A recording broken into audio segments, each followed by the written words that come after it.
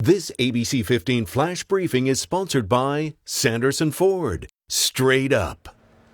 Hello, I'm Danielle Lerner with your top stories from ABC15 Arizona. An East Valley child care center now faced with nearly a dozen citations from the state after several toddlers wandered off campus last fall. Little Sunshine's Playhouse and Preschool near Val Vista and Guadalupe and Gilbert slapped with 11 citations from the Arizona Department of Health Services. 5 of those stem from that incident back in October when 7 toddlers got through a playground gate and wound up in the street nearby. None were hurt. Passing drivers stopped and got them back on campus. The other violations involve training and fingerprinting requirements. The school will now have to show in writing how it's corrected the issues and how it will make sure they don't happen again.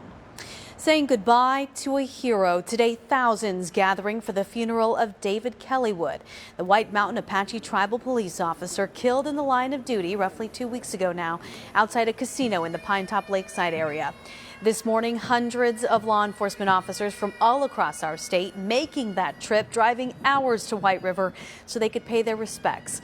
Kellywood's casket draped in an American flag. Different officers took turns standing in front of his casket. Kellywood was just 26 years old and graduated from the police academy just last May. He leaves behind a wife and 2 young sons. Arizona voters casting early ballots for our presidential preference election. We don't know the results, but we do know more than 100,000 Arizonans have returned their ballots. 70,000 plus in Maricopa County, just over 25,000 in Pima County, and nearly 18,000 ballots from rural counties all across our state. The presidential preference election is scheduled for Tuesday, March 17th.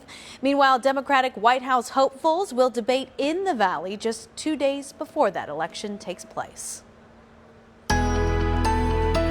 I'm Megan Thompson with that most accurate forecast. Definitely a warmer day today and warmer tomorrow as well, but not as bad as what we saw today. Let's take a look at what you'll feel into those overnight hours. 54 degrees in the Phoenix metro, 52 degrees in Quartzsite, 30 degrees in Flagstaff, 37 along the rim there in Pace, and in 33 degrees in Show Low, 44 degrees overnight in Safford. Tomorrow, here are your forecast highs statewide. So 74 degrees here in Phoenix tomorrow. We'll be in the mid 70s, low 70s there to the west, 52 at the Grand Canyon, 59 degrees in Sedona, 63 degrees in Winslow, and 54 degrees in Show Low for you tomorrow. I want to take you through Futurecast because we are tracking this storm system here. Some more clouds coming our way, and then some spots starting to pop up here Sunday around 3 p.m. with some snow, some sleet, some rain coming into our forecast there. As I continue through Futurecast, you can see into the early morning hours on Monday, we could still see a lot of those storms start to make their way potentially into the Phoenix area. So that's why we're keeping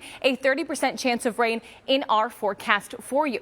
We also want to keep in mind winds tomorrow will be pretty gusty, gusts up to 20 miles per hour. So definitely a breezy day for you tomorrow. In northern Arizona, gusts could reach 30 to 45 miles per hour. So keep that in mind with your Valley Planner to plan your day, the rest of your weekend. Sunrise is at 6:55. We'll warm to the 60s by noon, 70s by 2 p.m. 74 degrees is your forecasted high tomorrow. As we walk you through that 7-day forecast, you can see our temperatures drop to start your work week in the 60s. We warm back to the 70s on Tuesday. Then we warm to the 80s by Thursday. 81 degrees Friday, 84 degrees. And for the latest headlines, weather, and traffic, head to abc15.com or download our free ABC15 mobile app. Have a great night. This ABC 15 flash briefing is sponsored by Sanderson Ford. Straight up.